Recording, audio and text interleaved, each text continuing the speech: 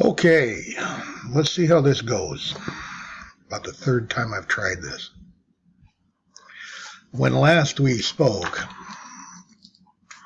I told you I'd give you an update. That was a bunch of months ago.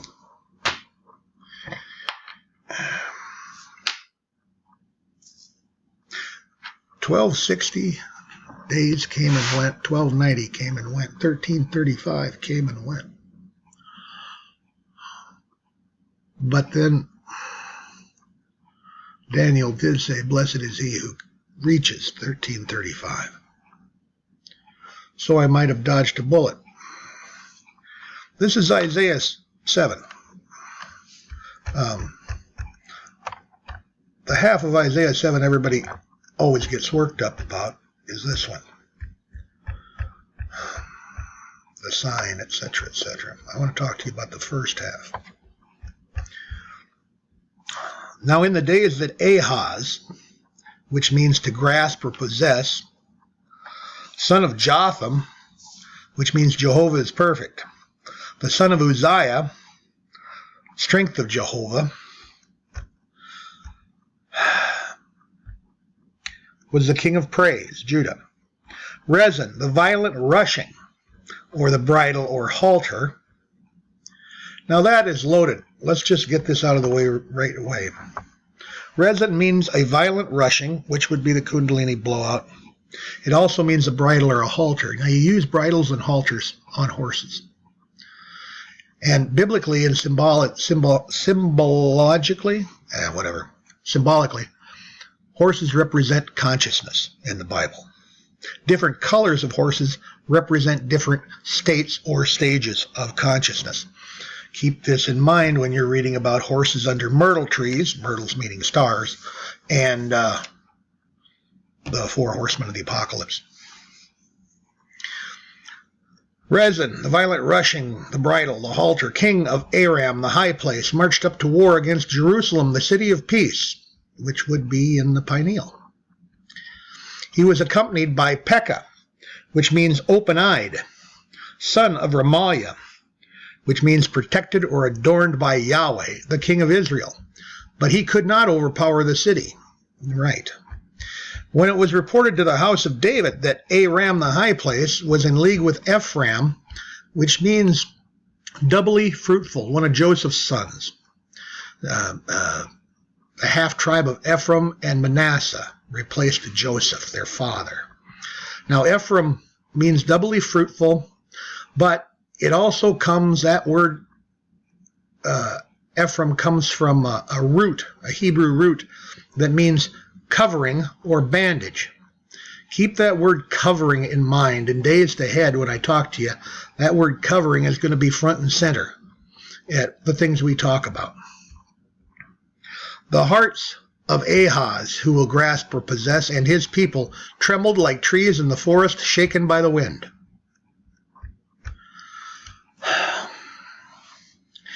Then the Lord said to Isaiah, "Go out with your son Jir-Shahub," which means a remnant shall return or escape, to meet Ahaz, the grasper possessor, at the end of the aqueduct that feeds the upper pool on the road to the launderer's field. And say to him, "Calm down and be quiet. Do not be afraid or faint-hearted over these two smoldering stubs of firewood, two of them, over the fierce anger of the violent rushing, or the bridle halter, and Aram, and of the son of Remaliah of the high place, and the protected or adorned by Yahweh. For Aram, along with Ephraim and the son of Remaliah, have plotted your ruin. Let us invade, praise, terrorize it, and divide it amongst ourselves, and we can install the son of Tabial over it as king." Tabial means worthless. Yeah, good for nothing. So at last, after decades, God and I agree on something.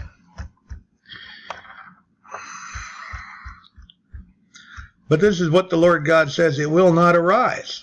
It will not happen. For the head of the high place is Damascus. Silent is the sackcloth weaver, blah, blah, blah. You come to the realization after you've done this for a while that, especially with Hebrew, is that some of these etymologies are just complete and utter bullshit. You have to go to concordance, to lexicon, trying to stitch together from different sources what the roots actually are, and then to understand them in context. What Damascus means, and this is not an approved etymology by any means, but what it actually means is well watered. I finally found that, and it took me 6 weeks. I'm not kidding. It took me 6 weeks, a couple hours a day searching before I found it. It means well watered. For the head of the high place is well watered, and the head of well watered is a violent rushing, or a bridle, or a halter. That's the reason I've been quiet for so long. I've had a halter on my consciousness. I'm like, what is the right thing to do here? What am I supposed to do? Am I supposed to say what I think I know or not? You know, at what point am I casting idols before the Israelites, say, teaching them things that they should not or need not know? What is the right thing to do here? What is my motivation? You know, you come to find out you can lie. You know, you can lie to spare somebody else's feelings or to spare somebody else pain or to help somebody else out, as long as you're not hurting someone else and promoting yourself. See, you know, this pure, straight, down the middle, black, white, God, Satan thing, duality thing it's not like that. Not here or the kingdom. Within 65 years, Ephraim, doubly fruitful, the covering bandage, will be shattered as a people. The head of Ephraim is Samaria, which means watchtower. And the head of Samaria, the watchtower, is Ramaliah, adorned by Yahweh. Now, of all the stuff that I just read, this right here, is the most important to you. In what is to come, in the trials and the tribulations that are to come, if you do not stand firm in your faith, then you will not stand at all. Now, we're going to end up having to do a whole discussion on what faith is, what it means, and the difference between the words used for faith in Hebrew and the word used for faith in Greek. All right? But it's like faith, trust, and belief are related concepts, but they're not identical. Okay. So with this out of the way, this is where I am. I've been debating what are my priorities. What is the best for the most people? What do I say versus what don't I say? Where the things I know and the things that I think I might know, the suspicions I have, you know, at what point should I shut the hell up? At what point is what I think I know counterproductive? Paul said that some of the circumcision should just shut the hell up. Well, Paul wasn't all that in a bag of chips either. You know, all the characters in the Bible except for Christ, I wouldn't give you a plug nickel for the whole lot of them. But states of consciousness, psychological dramas and stories, allegories, and astrological and alchemical truths in this black book. So Christ said here, he said to they asked him for a sign. The Pharisees and the Sadducees came to test Christ, and they asked him for a sign from heaven. Now here, this is very telling to me, and this is one of the main reasons why I'm doing this. When evening comes, you say the weather will be fair, for the sky is red. And in the morning, today it will be stormy, for the sky is red and overcast. You know how to interpret the appearance of the sky, but not the signs of the times. Why don't they know how to, the signs of the times? Because they've never been taught. We were never taught. We were told that astrology was silly. They did everything they could to poo-poo it and negate it, and gave us a horoscope, which is a horror, in the newspaper, and none of that was the truth. The dates are wrong. Levette's done that. The horoscope in the newspaper, Western astrology, is almost 2,000 years out of date. They've locked the calendar. They made Aries the Aleph, or not the Aleph, but the Bet. And, as the first sign of the zodiac, it hasn't been the first sign for, well over 2,000 years now. Let's do this. Oh, I know what I did. There we go. This is the zodiac, right here. Now, there are 3 expressions of the zodiac. There's the cardinal, the highest, the most high, the cardinals in Rome, the cardinal. The fixed, this is the fixed cross. This is the man on the cross, right here. This is Aquarius, air sign. This is Leo, fire sign, his feet in the fire. Now this is reversed, this is backwards. On his right hand is Taurus. We're looking through here from behind. This is Taurus. This is fixed earth. Over here is fixed water. This is Scorpio. This is his left hand. Keep in mind the difference between right and left. You have 12 houses going around here. These are the 12 hours on a clock face. Okay? Each degree equals 72 years. Now, this entire zodiac here is flipped. Ordinarily, when you'd look at it, you'd see going around Pisces and Aries and Taurus, and this is flipped. We're looking at it from underneath. We're looking at it from not on top, but from underneath.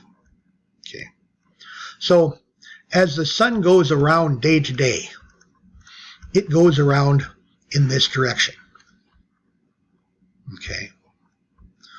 And year to year, the sun goes around one way. But every 72 years, this entire construct clicks 1 degree in the other direction. 360 degrees in the circle, right? So every 72 years, click, the sun comes up in the spring equinox at a different click of the 360 clicks. And so the precession of the equinoxes moves through the signs, going backwards in direction from the day-to-day movement of the sun. Follow? Clear as mud, right? So that's why we don't know the signs of the times. Nobody's taught you these things. Most people. But we're waking up and we're starting to learn on them. A wicked and adulterous generation demands a sign, but none will be given to it, except the sign of Jonah. Then he left them and went away.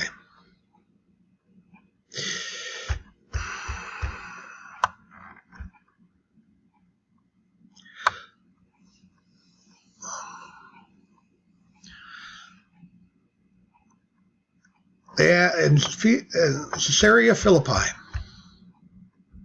In Caesarea Philippi, he questioned his disciples. Caesarea does not mean cutting, piercing, penetrating, elephant, whopping, big hairstyle. Where it actually comes from is the Sanskrit Sagittarius, and it means a thick head of hair. Philip means lover of horse, a horse lover. Philippi means lover of horses. Now, like I've said, horses symbolize consciousness in the Bible. Hair symbolizes awareness. Okay? Hair symbolizes awareness. Feet are understanding. That's just a short one-word answer. You can go on for a long time talking about the symbology of the feet and the uncovering of Boaz's feet and the washing of Christ's feet with the woman of sin's tears. She washes his understanding with her sorrow and her regret and her pain. And she dries them with her hair, her awareness. And you cry for months. And you don't know why you're crying. You don't know why you hurt so badly. As she purges and pukes up all of this suffering.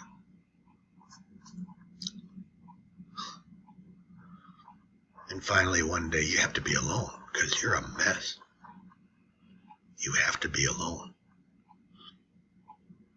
You have to play the hermit card because you can't be anything else.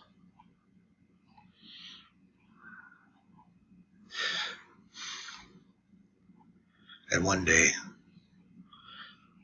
while you're wandering around the house like an angst-ridden teenager screaming at the walls, out of the depth of your being, she screams, "Why do you hate me so?"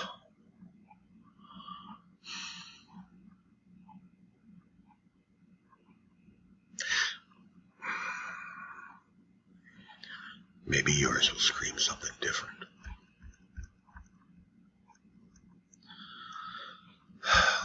Lover of consciousnesses, awareness.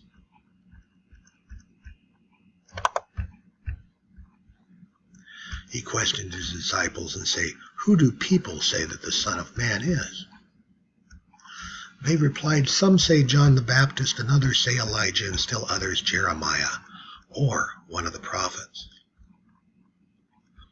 "But what about you?" Jesus asked. "Who do you say that I am?" Simon Peter, Simon means to hear. To hear, or has heard.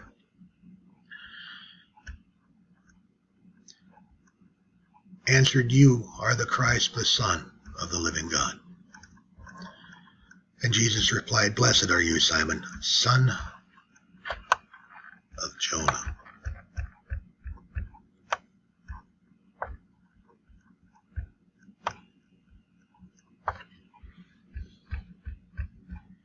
He who has ears to hear, let him hear.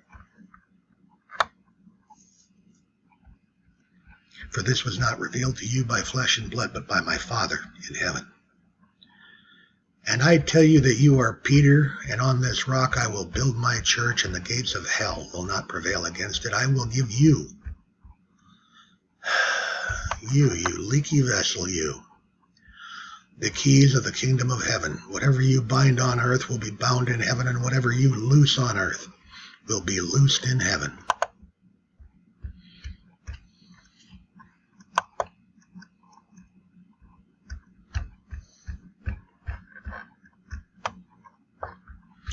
And I tell you that you are Peter, and on this rock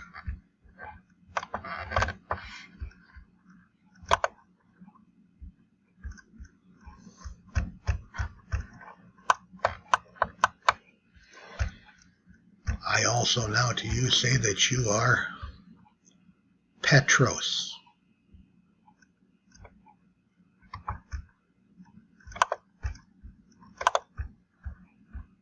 Stone or boulder. Oh, well, that's good. Wait. Petros. Properly a stone. Pebble, such as a small rock found along a pathway. Petros, small stone, masculine.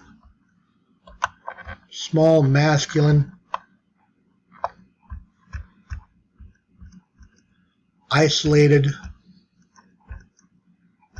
stone, such as a man may throw, like you might find along a pathway, a little unstable rock. And on this Petra,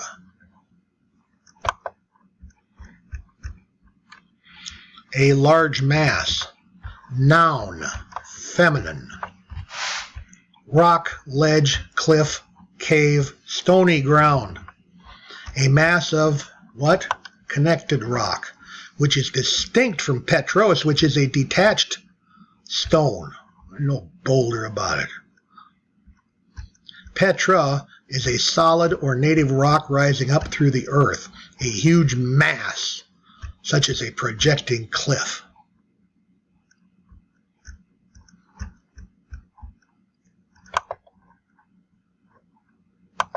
And the very gates of hell will not prevail against it. And upon this rock, that feminine rock, I will build my assembly.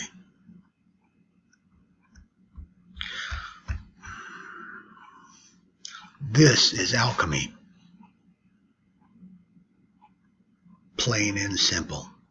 This is about raising the subconscious into your consciousness.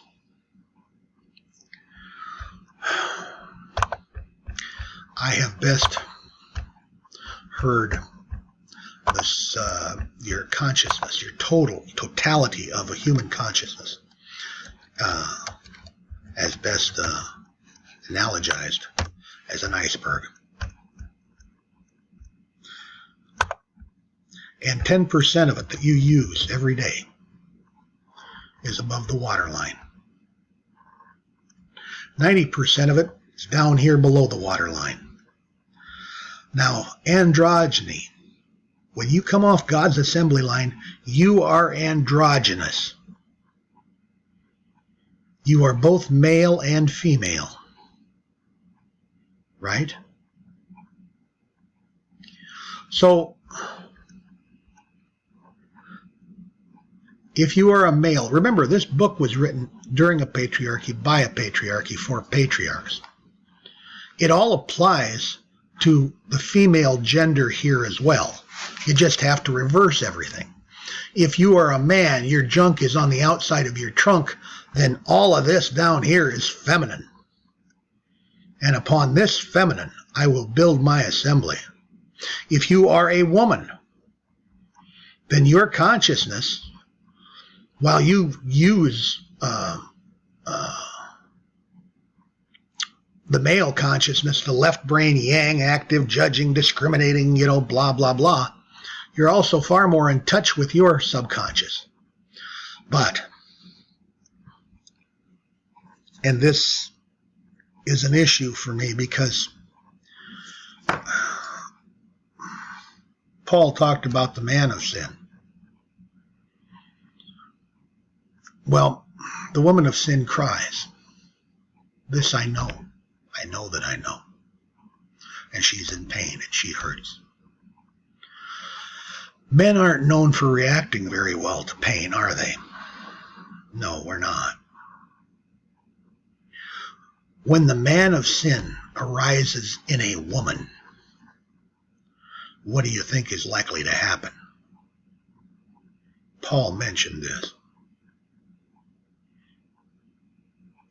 You might look up the word maenad, M-A-E-N-A-D, in Greek mythology.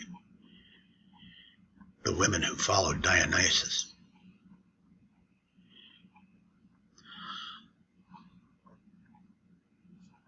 When that man of sin shows up, I don't want to be around her.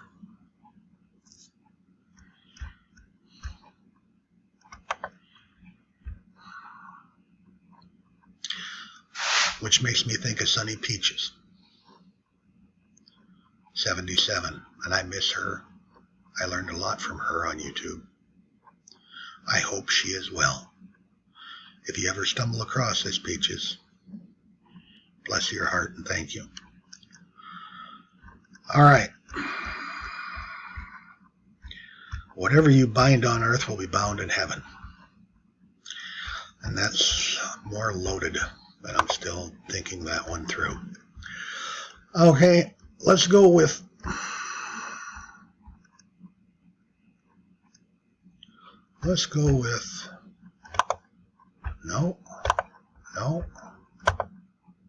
no, not yet. Let's do this. I was down here, that's right. Where was it? Now, Christ told his disciples to go into the next town. He said, until you see a man with a pitcher of water.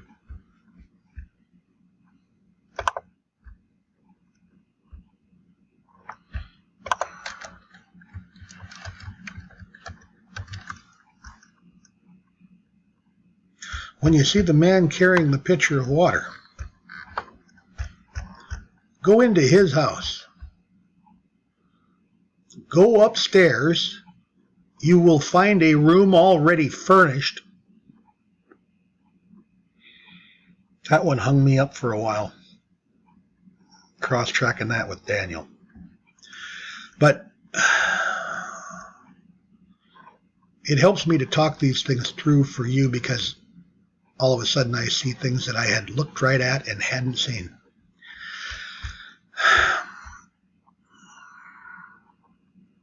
The man with the pitcher of water.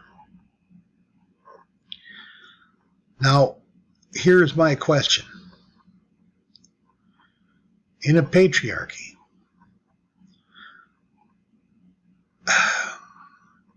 in public, men would rather be caught dead than be seen carrying a pitcher of water.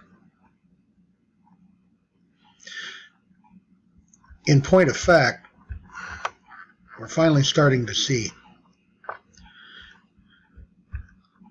some female representation, which is what it should have been all along. It's not a man carrying a pitcher of water. It was written by a patriarchy for a patriarchy. It's a woman carrying the pitcher of water. And people have known this for a long, long time. Particular people have known this.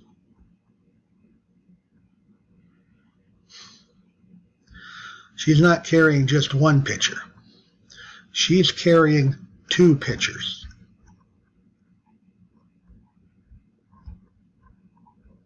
One in her right hand and one in her left hand. 1, 2, 3, 4, 5, 6, 7. 7 stars symbolize the last 7 lifetimes that you live here. In your last lifetime here, before you wake up and are circumcised on your 8th lifetime. And it was like with Paul outside of Damascus, outside of well-watered.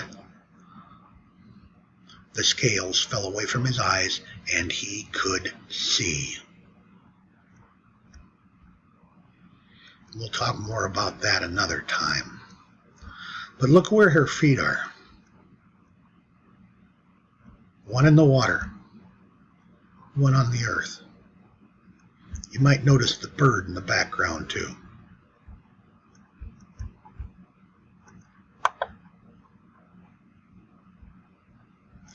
Then the angel I had seen, standing on the sea and the land, lifted up her right hand to heaven, the sea and the land. And she swore by him who lives forever and ever, who created heaven and everything in it, the earth and everything in it, and the sea and everything in it. There will be no more delay. Actually, well, let's just go there.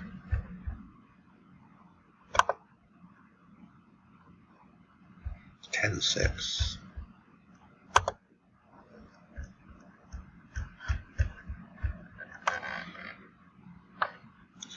And she swore by the one living in the ages of the ages. That's Anias. That's an age. That's an astrological age. It's one of the 12 signs.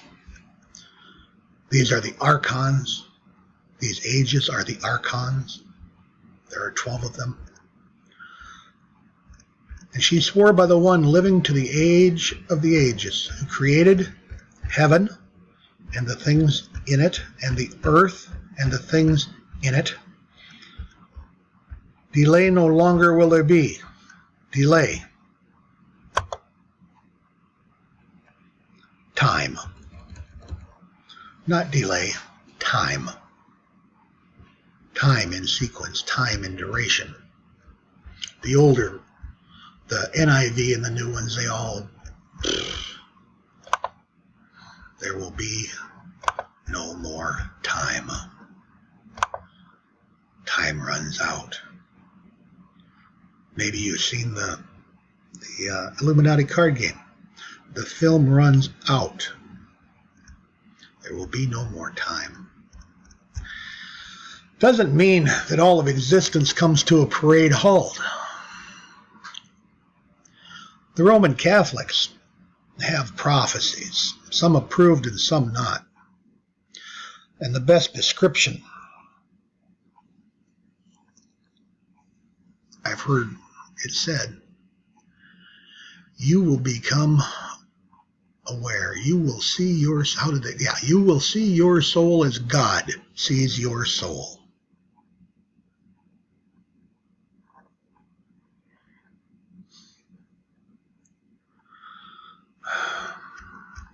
Blessed is he who reaches 1335.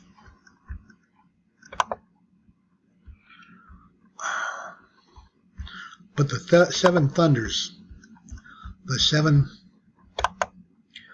chakras get blown wide the hell open.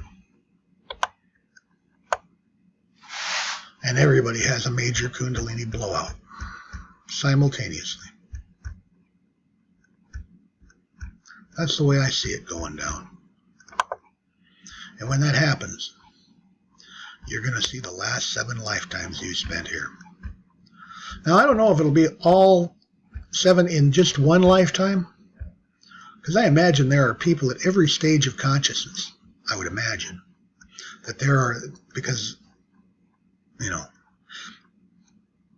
some people have been 4 times through one lifetime, heading for the 7. Some people are just the first lifetime through. Maybe they'll be remembering 3 times through this lifetime and 4 times or a dozen times through the next lifetime. The point is, who the hell knows? But you will see your soul as God sees your soul. Why? Well, because you're a little poorly realized, out of focus, forgetful, deliberately forgetful, fractal of God. You're a broken little piece of a holographic plate. That's the thing about holograms, you know. You smash the thing into 100 different pieces. You shine the laser to the littlest piece and you get the whole picture. But the smaller you smash the piece, the less resolution you get. See, it's not a sharp, clear picture the smaller the piece, and we're pretty small. But when we get put back together again, we start to see our soul the way God sees it. And we start to see the greater soul that we're part of, which is part of a greater soul and part of a great... See, it's a tier, it's a tree. It's trees and branches and vines and leaves.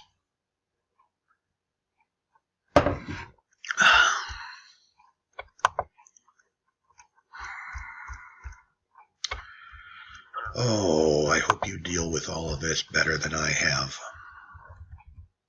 You know, I hope you're a better person than I am.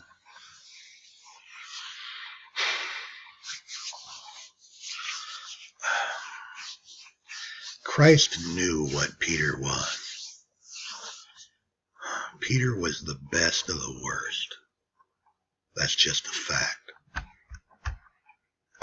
On this cross, which is this cross, they are the same cross. Understand this. They're the same cross. This one right here. Now, what I'm going to tell you now sets up the next video and tells you why I know what I know, which will come with the next video. But my point is, there were two thieves, and indeed they are thieves, miserable bastards on each side of the Christ. On the one side are the Pharisees. They are the repentant thieves. All of the dualistic religions, all of the came out of Persia and Iran, the Farsi, the ones who divide. That's what far means, or Farah, Farsi, Pharisee, to divide. They divide things. This is what they do.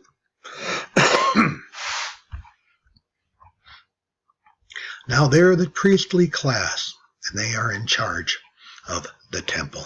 They are in charge of the synagogue. They take care of the sacrifices and the liturgy and all the stuff that goes into Judaic or Judeo-Christian, for that matter, worship. And they're pretty well taken care of, the priestly class, going all the way back. They get a tithe, you know.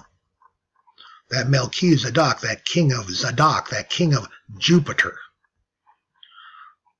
made sure of that.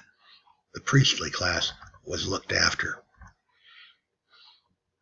That's how you keep the sheep in the pen.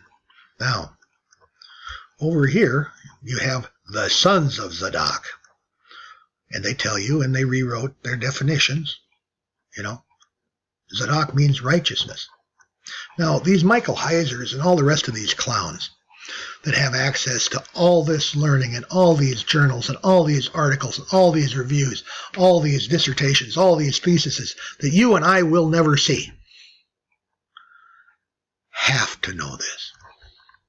They have to know what I'm telling you. There's no way they could not know it. It would take a deliberate obtuseness to not know these things. This Yahoo right here, the Sadducees, fundamental to their system of quote-unquote belief, which wasn't a belief at all. There is no resurrection, there is no afterlife, and there is really no God. Man is a free moral agent, and it has to be that way for his actions to matter. That is true. But they went too far. There is no God, there is no higher power. They believe in nothing except the world, and they want the power of the world.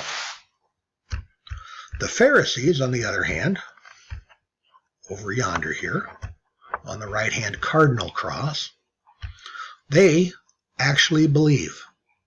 They've been seduced by the power and the luxury and the perks and the respect and the high place at the high table and the greetings in the marketplace that Christ talked about.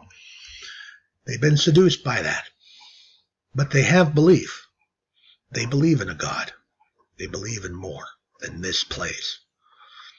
They believe in more than this place. These yahoos don't. Now, this man here is the age we're coming into.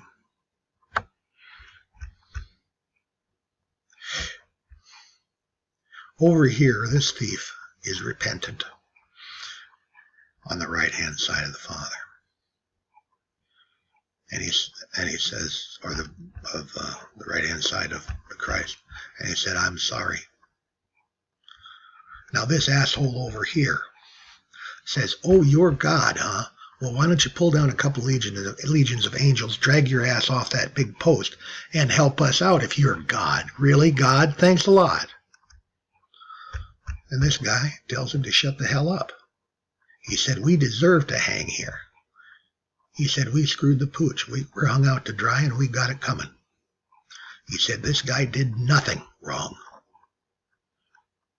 This guy does nothing wrong. He is the elder and honorable.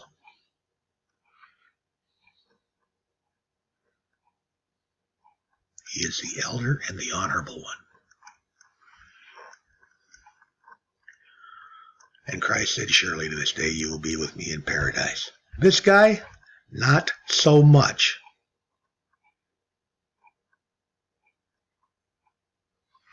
You have to understand, there's only so much investment that any farmer, that any vineyard owner, that any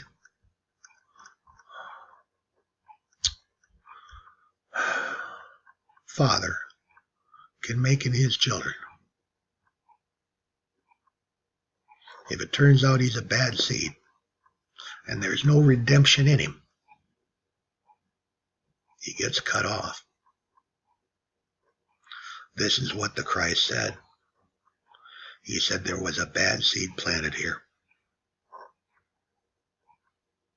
He said, go out. He said, and gather the tares first to be burned, and then bring the wheat into my barn. There is only so much investment that can be made. At some point, there has to be a realization of diminishing returns.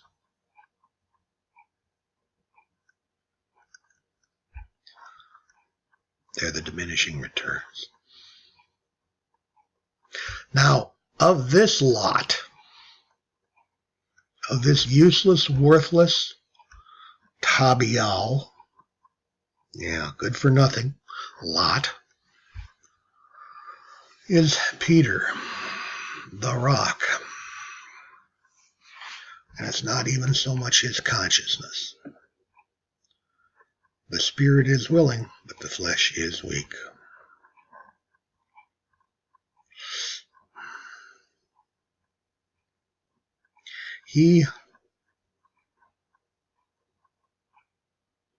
When Peter saw the Christ, he fell on his knees.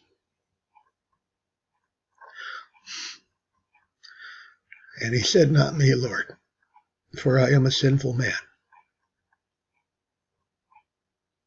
And indeed, Peter is.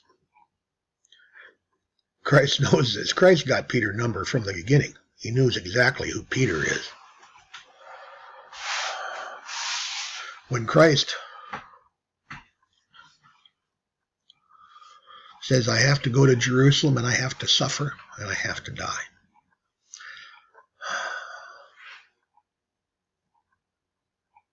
I have to go into the pineal and I have to suffer and I have to die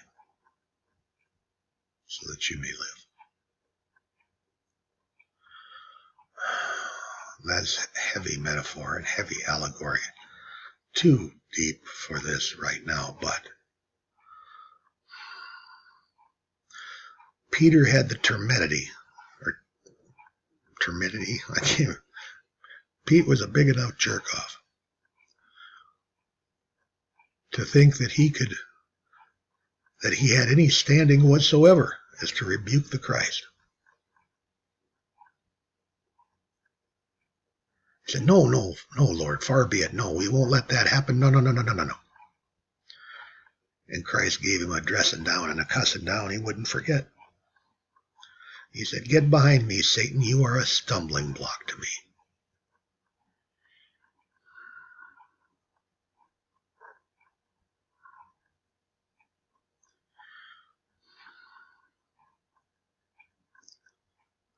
He was a stone of offense, Peter was.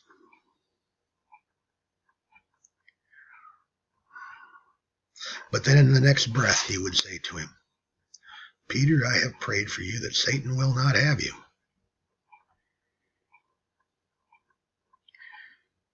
Well, then he couldn't be Satan if Satan didn't already have him, could he?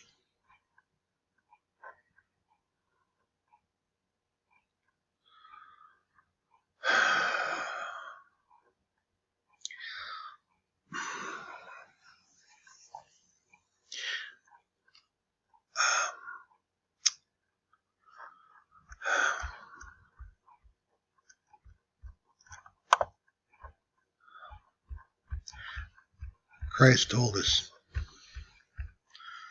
that we should not have in mind the things of this world, but the things of God.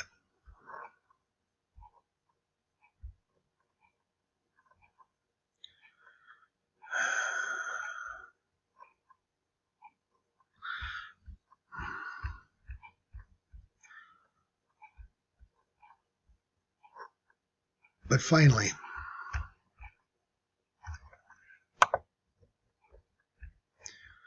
we're told Peter was crucified upside down.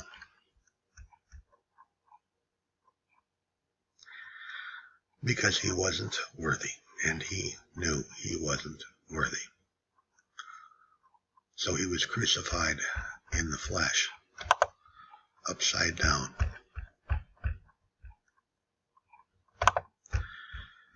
Peter's cross is not the fixed cross of Aquarius.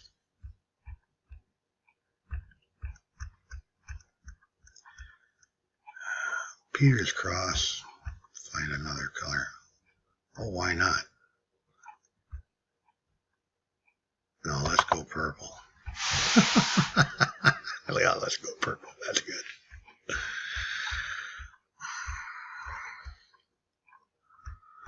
Where are you tonight? Why did you leave me here all alone? I searched the world over. There we go. This is Peter's cross here.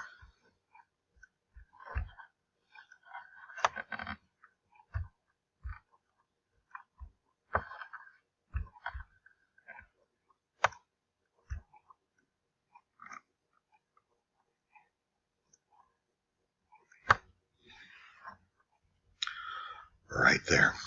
The mutable cross. Mutable earth, mutable fire, mutable air.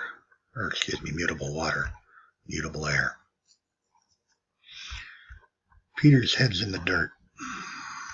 Peter's head's in the flesh. Peter's head's in the magnetism. It's not in the electricity. It's not in the election. It's not in being the elect. He loves the sins of the flesh. That's Peter. He has his muddy feet, his understanding in the muddy water of Pisces.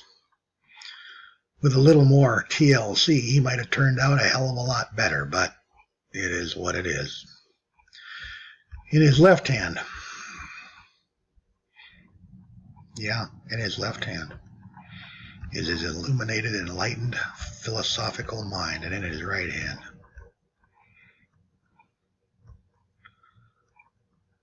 Castor and Pollux, those sons of bitches.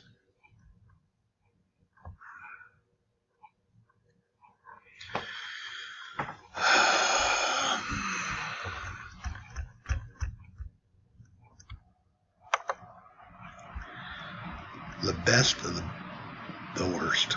That's what Peter is. That's what Peter is. He is the hanging man. This is his fourth time through this life. This is an upside down and backwards 4. Pick your computer monitor up, turn it around. It's a backwards 4.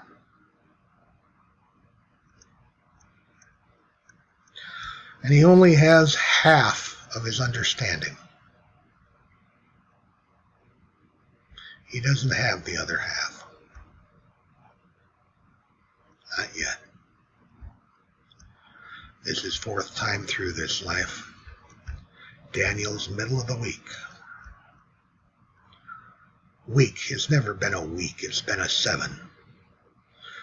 A 7 is a period of 7 lifetimes.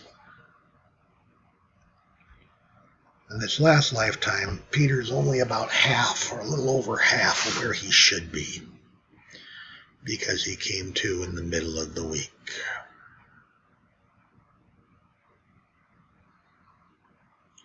But he gets to drink of the water, at least a little, and his hands are behind his back, because he's not supposed to be manifesting.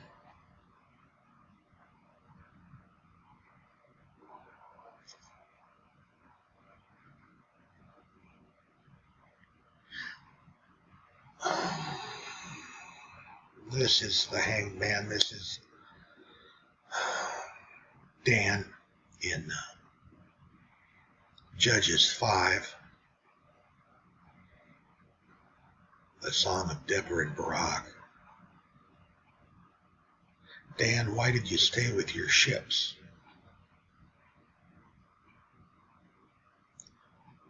Navim, why did you stay with your ships? Navim is feminine.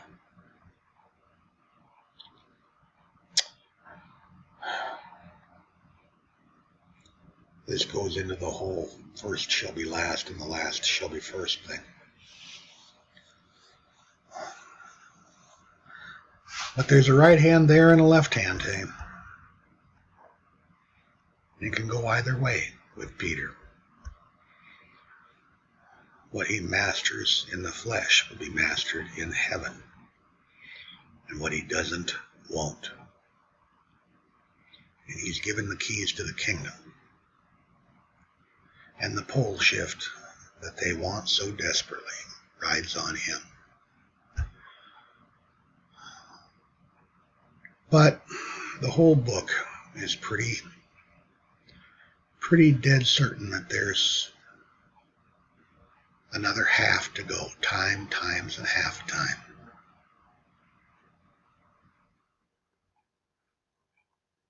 Whether you're talking Amos 3 and for 4, whether you're talking Genesis 15 for the 4th time, whether you're talking Ursa Major in Daniel with 3 ribs in its mouth.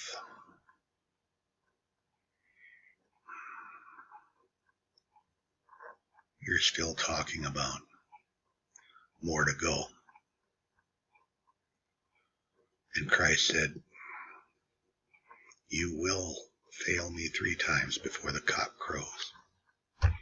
And that cock crowing is an old alchemical symbol for what is to happen. And that means that Peter wakes up dark.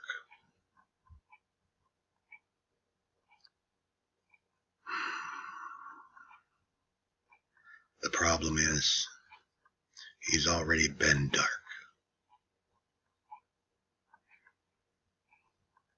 That's why he's the best of the worst.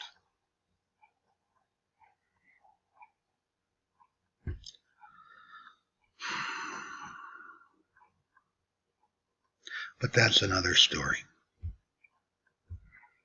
Probably told you too much.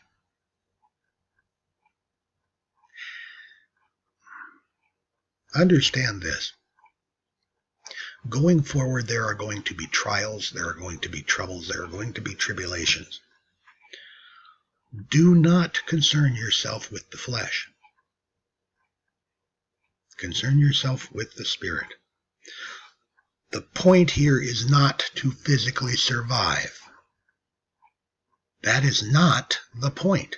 It is not possible to physically survive here. Nobody does. Even the astronauts come home to die. Nobody survives here forever. Ray Kurzweil? God, where do you start with these people? I mean, how do you even explain these people? They're not even wrong. They're so far off the friggin' page. This place is about sequential experience. It's about an eternal now slowed down to give us sequential experience. Lifetime after lifetime after lifetime. And that's where I'll pick it up next time. Remember, lifetime after lifetime after lifetime. It's already going on an hour is enough. Be good to one another, be kind, be loving, be decent. Anything good, honorable, noble. Concentrate on these things. Fill up your subconscious. Fill up her with love and kindness and warm thoughts. Turn off the smut. Turn off, because she is a prude. Turn off the smut. Turn off the violence. Turn off the shit. Turn off the programming. Levette talks about the Perverted programming. I'll show you some perverted you want to see? I'll show you some perverted programming here. You wouldn't believe this shit. The more awake you are, the more astounded you'll be.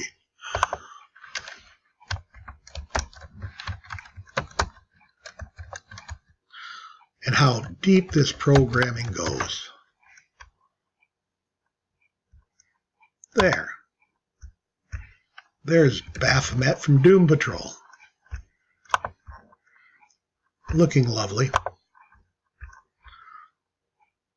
Pegasus is not Baphomet, but this is what they're giving us with a big spike in her head. No, you're not getting your memory back.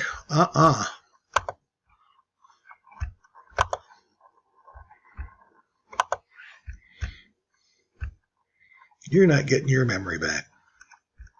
This is what we're given here. I haven't seen Lodge 49, but you check out Doom Patrol.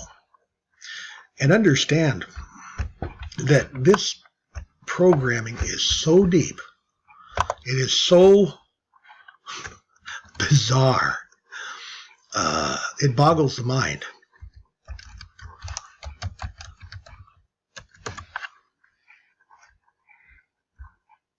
This is another character from this TV show, Doom Patrol.